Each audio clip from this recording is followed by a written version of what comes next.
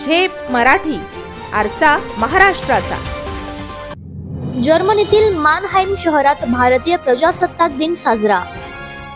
देशभक्ती गीतांसह सांस्कृतिक कार्यक्रमांची रंगत। धुळ्यातील प्राध्यापिका सुषमा सावळे व नागेश सावळे यांना प्रमुख अतिथीचा मान। जर्मनीतील मानहाइम शहरात 76वा भारतीय प्रजासत्ताक दिन मोठ्या उत्साहात साजरा करण्यात आला। या कार्यक्रमाला 400 ते 450 भारतीय नागरिक आपल्या कुटुंबियांसह हजर होते। विविध प्रांतातून आलेल्या भारतीयांनी या सोहळ्यात सहभागी होऊन कार्यक्रमाची शोभा वाढवली। कार्यक्रमासाठी प्रमुख पाहुणे म्हणून अखिल भारतीय शिंपी समाजाच्या राष्ट्रीय अध्यक्षा प्राध्यापिका सुषमा सावळे व त्यांचे पती नागेश सावळे उपस्थित होते। कार्यक्रमात सादर करण्यात आलेल्या सांस्कृतिक कार्यक्रमांनी संपूर्ण सभागृह भारावून गेले।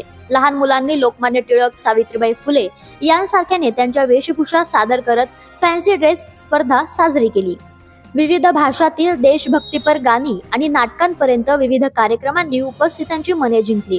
भारतीय दूतावासाचे काउन्सिलर शत्रुघ्न सिन्हा यांनी कार्यक्रमाला उपस्थित राहून प्रजासत्ताक दिनाच्या शुभेच्छा दिल्या। या कार्यक्रमाच्या आयोजनासाठी जर्मनीतील भारतीय समाजाने गेल्या अनेक आठवड्यांपासून मेहनत घेतली। RSS चे रुद्र देववल्लभ, श्री प्रदीप, अर्पित, श्री अंकित यांच्यासह श्रीनिवास आणि सौ अपर्णा यांनी नियोजनाची जबाबदारी यशस्वीरित्या पार पाडली। श्री मोहित बागुल यांच्या प्रयत्नांमुळे कार्यक्रम अचूक आणि शिस्तबद्धपणे पार पडला। अशाच वेगळ्या आणि ताज्या बातम्यांसाठी पाहत रहा झेप मराठी, आरसा महाराष्ट्राचा। संपादक प्राध्यापक अनिल चव्हाण, धुळे।